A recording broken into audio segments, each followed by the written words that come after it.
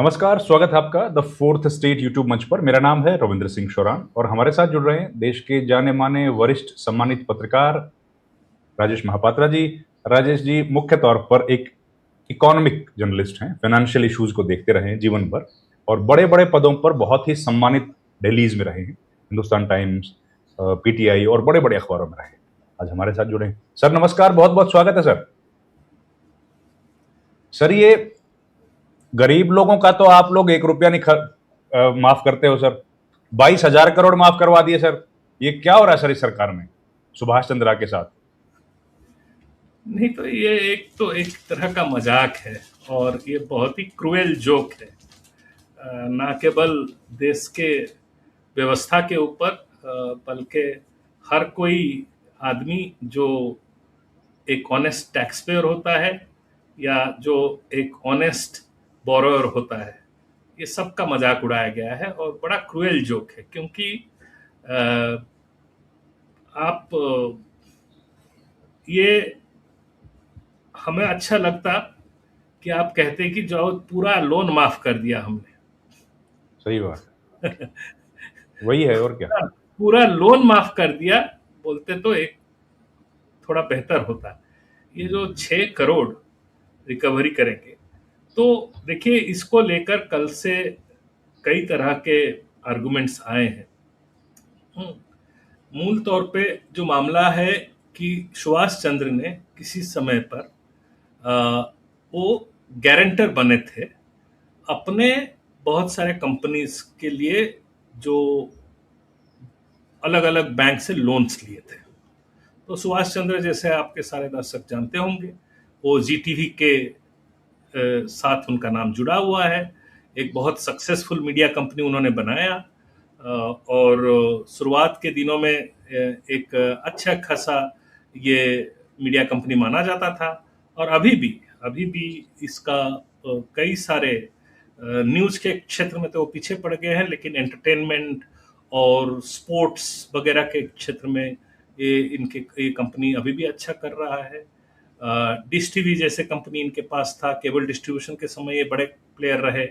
उसके बाद amusement parks वगैरह बनाना और जो एसएल ग्रुप इनका था, उसके अंदर बहुत सारे बिजनेस इनका बड़ा था।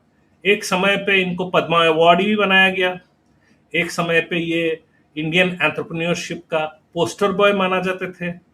और समय समय पर जो भी सरकार में रहा, हर सरकार इनके ऊपर काफी मेहरबान रहा। और जो अभी मौजूदा सरकार है वो भी बहुत मेहरबान रहा। बीच में कुछ के बीच में अनबन हो गया था, लेकिन ये जो कल का जो डेवलपमेंट है उससे हमें ये समझ में आ रहा है कि वो जो थोड़ा बहुत अनबन हो गया था वो शायद उसका सुधार हो रहा है। और इसीलिए मौजूदा सरकार का मेहरबानी भी इस तरह से हमें दिखाई दे रहा है। लेकिन ये जो बात यह है कि 22,000 करोड़ रुपए का जो क्लेम है, जो बैंक्स इनके अलग अलग ग्रुप के कंपनीज को दिए थे, और वो उनमें से कई सारे लोन्स के लिए सुभाष चंद्रा जो है वो पर्सनल गारंटर बने थे। तो जब वो पर्सनल गारंटर बनते हैं, तो अगर आप किसी के लिए गारंटर बनते हैं तो वो कंपनी, अगर आप उसके साथ एसोसिएट हैं और वो कंपनी वो ऋण नहीं दे पाता है, तो आपसे बैंक रिकवरी करती है। ये नियम है। लेकिन इस नियम को एग्जीक्यूट करने के समय कई सारे लीगल अटकलें आ जाते हैं जी। और उनका वो जो लीगल लूपहोल्स है हमारे सिस्टम में, उसका अच्छा खासा फायदा इन्होंने उठाया है। पहला बात तो यह है कि इन्होंने इस चीज को चैलेंज किया है कि ये 22,000 क्लेम, जो 22,000 करोड़ का जो क्लेम ये कह रहे हैं क्रेडिटर्स, दरअसल में ये 22,000 करोड़ का क्लेम गलत आंकड़ा है। वो कहते हैं कि असल में हमारा जो हमने जो गारंटी दिया है जो लोन को, वो सिर्फ 4,000 करोड़ के करीब करीब है।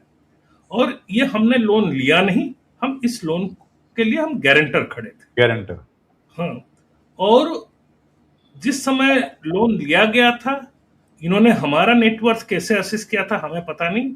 जो ये लोग कहते हैं कि हमारा नेटवर्थ उस समय 40,000 करोड़ था या कुछ था, ये गलत है। हमने अपना एफिडेविट में 2016 में, क्योंकि ये राज्यसभा के एमपी रह चुके हैं, और ये अपने एफिडेविट में शायद इन्होंने कुछ 40 करोड़ रुपए इनका नेटवर्थ है, ये इनका दावा किया था उसमें। तो हर कोई जानता है कि सुभाष चंद्र का नेटवर्थ कभी भी 40 करोड़ नहीं हुआ होगा, और अगर उन्होंने बताया है 40 करोड़ उस समय था, तो इसका मतलब उन्होंने एफिडेविट में गलत इंफॉर्मेशन दिया है। ये भी एक दूसरा मुद्दा बनता है, खैर उसको साइड में रखिए। इनका कहना है कि वो जो 40 करोड़ है वो घट के 2044 में इनका नेटवर्थ जो है 31 करोड़ पे आ गया था। तो इनका कहना है कि जब हमारा नेटवर्थ 31 करोड़ है और हम गारंटर थे और हमसे आप रिकवरी करना चाहें तो आप मेरे पास तो पैसा है नहीं, कहां से आप रिकवरी। और ये आर्गुमेंट उनके ओर से जो ये जो एनसीएलटी का जो मेंबर्स थे, जो टेक्निकल मेंबर है, उन्होंने तो इस प्लान को ऑब्जेक्ट किया था। स्प्लिट वर्डिक्ट हो गई थी दो मेंबर के बीच में। तो जो तीसरा मेंबर है, जो जुडिशियल मेंबर है, शर्मा जी जो है, क्या शर्मा जी, हाँ, उन्होंने कहा, उन्होंने जो है, जो मेंबर ये रिपेमेंट प्लान को सपोर्ट कर रहे थे कि 6 करोड़ लेकर इनको रफा दफा किया जाए इनका केस को, उसको सपोर्ट किया। तो ये रिपेमेंट प्लान के ऊपर वोटिंग हुई। उस वोटिंग में पाया गया कि लगभग 80% से ऊपर के लोग ये रिपेमेंट प्लान के फेवर में वोट किए। तो अब कंफ्यूजन ये है कि ये क्या मसला है कि क्रेडिटर्स लोग जो बैंक्स हैं, जो एचडीएफसी बैंक हुआ, एक्सिस बैंक हुआ, आरबीएल बैंक हुआ, कनाडा बैंक हुआ, एलआईसी हाउसिंग फाइनेंस है, ये सब लोग कोई 600 करोड़ का लोन दिया है, कोई 900 करोड़ का लोन दिया है, कोई 1300 करोड़ का लोन दिया है। ये सारे लोग कह रहे हैं कि हमने ऑब्जेक्शन किया, हमने स्ट्रांगली ऑब्जेक्ट किया इस प्लान को, फिर भी ये प्लान पास हो गई। तो ये कौन क्रेडिटर थे जो कि जिन्होंने कि अपना जो है लोन माफ करने को तैयार हो गए? हमको चाहिए नहीं पैसा। हाँ, दरअसल में अगर आप ये देखें तो ये सारे वो क्रेडिटर्स है, कंपनी जो है, ये सारे कंपनी एक ना एक तरह से सुभाष चंद्रा जी से ही जुड़े हुए हैं। ये ऐसे कुछ कंपनियां हैं, अलग अलग नाम की कंपनियां हैं, इनके लगभग 62% वोटिंग राइट्स में 62% वोटिंग राइट्स था। और ये सारे सुभाष चंद्र के साथ इनडायरेक्टली रिलेटेड है, इंक्लूडिंग एक कंपनी ऐसा है जो कि सुशीला देवी गोयल का है, जो कि जवाहर गोयल के बीवी है, इनके भाई की पत्नी, जो सुभाष गोयल के, सुभाष चंद्र के छोटे भाई है। तो दरअसल में ये तो खेल है ना फैमिली के अंदर। हाँ, आप 80% लोन अपने अलग अलग कंपनियों से ले लीजिए, 20% लोन जो है वो आप असल पैसा वहीं से आया है, और उस पैसा को आप गोल कर दिए। एचडीएफसी कह रहा है, एचडीएफसी बोल रहा है हम लोग कोर्ट जाएंगे सर, हो सकता है कुछ इसमें? एचडीएफसी ने, एलआईसी हाउसिंग फाइनेंस ने बोला है हम कोर्ट में जाएंगे। एचडीएफसी ने बोला है कि हम एनसीएलटी में अपील करेंगे। एचडीएफसी का लगभग 600 कुछ करोड़ का है, हाँ जी, जो कि लगभग 3.2% है इनका जो क्लेम का है। एलआईसी हाउसिंग फाइनेंस जो है उसका लगभग 1400 करोड़ के आसपास है, उनको अभी मात्र 38 लाख मिलने वाला है। बताइए। हाँ, तो ये देखिए ये किस तरह का स्कैम है कि आप जो है, आप कहते हैं मैं 100 करोड़ रुपए लोन लूंगा, हाँ जी, आप 20 करोड़ रुपए उठाते हैं बैंक्स और फाइनेंशियल इंस्टीट्यूशन से, 80 करोड़ उठाते हैं या 70 करोड़ उठाते हैं अपने लोगों से। मतलब एक तरह से वो आपका ही पैसा है, और आप उसके बाद कहते हैं कि ये पूरा लोन हम चुका नहीं पाएंगे, हमारा एक तरह से बैंक्रप्सी का केस हो गया है, और आप इंसॉल्वेंसी में चले जाते हैं। और फिर वहां पे जो है एनसीएलटी जो होता है वो कहता है, आपको हेयर कट देता है 99% का, वो कहता है आप 6.5 करोड़ पे करिए। तो 6.5 करोड़ से ये जो 20 करोड़ जो आप 20% वाले जो लोग थे, उनको क्या है, उनका अपना हिसाब मिलेगा, यानी कि 6.5 करोड़ से उनको जो है लगभग 1 करोड़ रुपए मिलेगा। राइट, बिल्कुल तो सही बात है। क्या 19 है बताइए? तो 19 करोड़ आपका गया पानी में, ठीक है। बाकी जो पैसा है वो आप कह रहे हैं कि वो भी माफ हो गया, लेकिन वो तो आपका ही पैसा था ना, कोई का पैसा? ठीक है ना। तो आपने जो बाहर से पैसा लिया था वो पैसा पानी में चला गया। उसको आपने जो ये जो सिस्टम बना है, ये जो डिजाइन है, ये जो आर्किटेक्चर है, वो उसको ऐसे मैनिपुलेट किया जा रहा है। दूसरे तरफ अगर हम देखें तो साथों साथ ये हुआ है कि ये तो सुभाष चंद्र का मामला हो गया, लेकिन जो कंपनियां जो नहीं दे पा रहे हैं लोन, उनका जो रिकवरी प्लान जो बना है, वो अब ये बना है कि वो उसमें से जो है 1500 करोड़ रुपए उनको उनसे रिकवरी की जाएगी, ठीक है। जी, जी। अब बताइए कहाँ 22,000 करोड़ का लोन है और कहाँ 1500 है। 1500। तो मेरे ख्याल से इंडिया के कॉर्पोरेट हिस्ट्री में और इंडिया की बैंकिंग हिस्ट्री में इस तरह का हेयर कट कभी किसी को मिला नहीं था। हमने देखा है पहले समय में समय समय पर कॉर्पोरेट डिफॉल्ट्स हुई है, पॉलिटिकल इंटरफियरेंस हुआ है, पॉलिटिकल इन्फ्लुएंस लगा के कॉर्पोरेट्स को फेवर की गई है।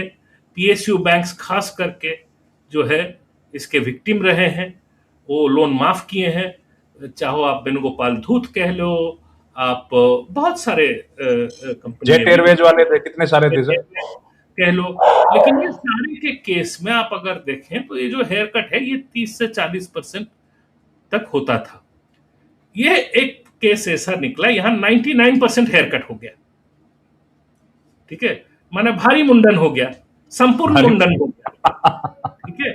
कुछ बचा ही नहीं सर। तो देखिए ये एक्चुअली हंसने वाली बात नहीं है।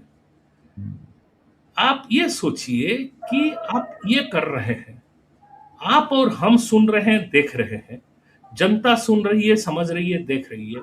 जनता में आखिर में ये जनता का ही तो पैसा है भाई। बैंक में आप जो पैसा डिपॉजिट कर रहे हो या आपको जो लोन देकर बैंक कमाई कर रहा है, अगर इस तरह के लॉसेस ना होते बैंक के, हो सकता है बैंक आपको कम दर में लोन दे दे, हो सकता है बैंक आपके डिपॉजिट्स के ऊपर ज्यादा रिटर्न दे दे। लेकिन अगर बैंक आपको नहीं दे रहा है या आपसे ज्यादा पैसा ले रहा है ऋण का, और बैंक्स इसीलिए फोर्स्ड होते हैं अलग अलग तरीके से पैसा उठाने के लिए। अब देखिए मिनिमम बैलेंस ना होने के नाते हजारों करोड़ बैंक ने बनाया, गरीबों से बनाया। मिनिमम बैलेंस कौन नहीं रख पाता है 10,000 रुपए, गरीब आदमी, तो उसके ऊपर पेनल फी लेकर आप जो पैसा ले रहे हैं वो आप दे रहे हैं इन लोगों को। आपके ईएमआई जब पे नहीं कर पा रहे हैं, जो कि आज के डेट पर बहुत लोगों का हालत ऐसा है, आपका चेक बाउंस कर जाता है, 500 500 750 रुपए का लग जाता है जुर्माना। हाँ, वो पैसा कहाँ जा रहा है? वो ये हेयर कट में जा रहा है, ठीक है ना। तो ये एक तरह से खुलेआम लूट, ब्रॉड डे लाइट में रॉबेरी, और आपको कोई शर्म नहीं, आपको कोई डर नहीं। मैं सोच रहा हूं कि वो जो मेंबर जो इसको क्लियर कर रहे हैं, क्या सोच कर वो कर रहे हैं, कि क्या उनकी कोई जवाबदेही नहीं है? जिस सरकार ने उनको अपॉइंट किया है उस सरकार के लिए कोई जवाबदेही नहीं है? जो क्रेडिटर्स लोगों ने उनके ऊपर ये भरोसा रखा था, उस क्रेडिटर्स को उनका कोई जवाबदेही नहीं है? क्या जो बैंक्स के जो कंज्यूमर्स है, जो हम लोग हैं, डिपॉजिटर्स है, जो जनता है, देश का पब्लिक है, उसके लिए कोई जवाबदेही नहीं है? कौन सी स्थिति होती है जब इस तरह से लोग बेवाक तो नहीं, मतलब बेशर्मी के साथ और कोई बिना डर और भय के साथ इस तरह का चीज जब कर पाते हैं, इसका मतलब ये हमारा व्यवस्था कितना बिगड़ गया है, उसको हमें ये हमें उसका याद दिलाता है, और इसीलिए बहुत सीरियस बात है। दूसरा जो चीज ये है कि इस तरह से होता क्या है कि जो अनुष्ठानिक व्यवस्था है वो टूटता है, और जब अनुष्ठानिक व्यवस्था टूटता है तो कोई निवेशक को कोई कॉन्फिडेंस नहीं होता है सिस्टम में, कोई कंज्यूमर को सिस्टम में कॉन्फिडेंस नहीं होता है। कल को कोई लेंडर दिल खोल के किसी को पैसा दे नहीं सकता है। जो जेन्युइन बोरोवर है जो जेन्युइन बोरोअर है और जो जेन्युइन लेंडर है वो सबसे ज्यादा सफर करता है। और अगर आपके पास सही मायने में कोई अच्छा एंटरप्रेन्योर है और उसको बैंक का लोन का आवश्यकता है, लेकिन जब ऐसे चीजें होते हैं तो बैंक से लोन पाना या फाइनेंशियल सिस्टम को एक्सेस करना उसके लिए और मुश्किल हो जाता है। तो इससे क्या होता है, एंटरप्रेन्योरशिप पे आप पर असर आघात पड़ा। करते हो, और इसका मतलब आपका अपना अर्थनीति को आप हार्म पहुंचाते हो, हानि पहुंचाते हो। यानी कि हमारे जो आगे बढ़ने की, इकोनॉमिक प्रोग्रेस की जो आकांक्षा है, आशा है, वो कहीं ना कहीं उसके ऊपर इसका बहुत बुरा प्रभाव पड़ता है। जी। लेकिन ये इशू नहीं बनता है। कल प्राइम टाइम टेलीविजन में ये डिबेट नहीं हुआ। मिडिल क्लास पब्लिक जो इसको इशू बना सकता है शहरों में खासकर, क्योंकि ये एक ऐसा इशू है, इसको लेकर गांव में तो आंदोलन या विक्षोभ नहीं हो सकता है। मिडिल क्लास आदमी सोचता है, वो बेवकूफ बेवकूफ है, वो सोचता है हमें क्या फर्क पड़ता है, बैंक तो हमारा बैंक में डिपॉजिट सेफ है। अरे आप ये नहीं समझ रहे हो, ये जो कॉस्ट बैंक के ऊपर आ रहा है इस तरह के लोन डिफॉल्ट के चलते, वो कहीं ना कहीं बैंक आपके ऊपर पासन कर रही है। और बिल्कुल। कुछ नहीं तो कुछ नहीं, अगर बैंकिंग सिस्टम एक बिना भय का, बिना इनसिक्योरिटी का लोन नहीं दे पाता है, तो आगे जाकर वो आपका इकोनॉमिक ग्रोथ, आर्थिक अभिवृद्धि को कहीं ना कहीं अफेक्ट करता है। उससे बिल्कुल। आपके भी आपके ऊपर भी उसका इंपैक्ट होता है। अगर ओवरऑल ग्रोथ अफेक्ट होता है, ओवरऑल इकोनॉमिक प्रोग्रेस अफेक्ट होता है, आपके ऊपर भी उसका इंपैक्ट होता है, आपके बच्चों के ऊपर भी इंपैक्ट होता है, हर किसी के ऊपर इंपैक्ट होता है। ये समझना चाहिए और इस बात को, एक नागरिक समूह को ये बात को उठाना चाहिए। बिल्कुल। बिल्कुल। बहुत इंपॉर्टेंट बातें आपने बताई sir, thank you so much. देश में लेकिन ऐसा होता हुआ नहीं दिख रहा। ये तस्वीर मैं इसलिए दिखा रहा था बार बार आपको।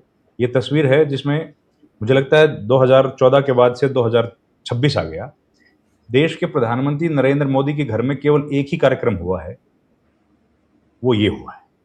उनके घर पे 7 लोग एलकेएम, इसके अलावा कोई कार्यक्रम नहीं हुआ।